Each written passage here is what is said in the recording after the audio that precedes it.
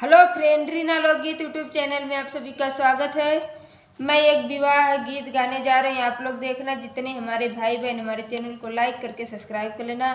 अपना प्यार दुलार थोड़ा थोड़ा जरूर देना प्लीज़। दोस्त, आप लोग से रिक्वेस्ट है, मेरे वीडियो को फुल वॉच करके जरूर सुने प्लीज़। घर में से निकाले हैं ससुर बड़ाईता, घर में से निकाले हैं ससुर बड़ाईता।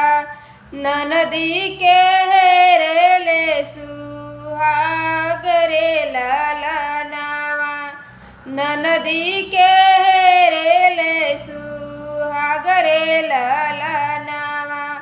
जबरे बरतिया बगियावा में पहुँचे, जबरे बरतिया बगियावा में पहुँचे।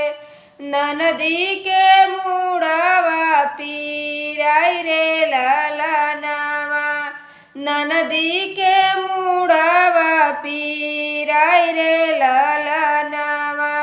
घर में से निकले हैं भसुरु बड़ाईता, घर में से निकले हैं भसुरु बड़ाईता। ननदी के हेरेले सुहाग रे लाला नावा, ननदी के हेरेले सुहाग रे लाला नावा।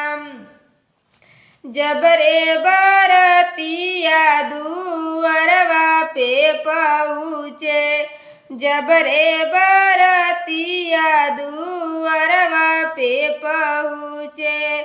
ननदी के चढ़ल बुखार रे लाला नावा, ननदी के चढ़ल बुखार रे लाला नावा। घर में से निकले हैं देवरू बड़ाईता, घर में से निकले हैं देवरू बड़ाईता।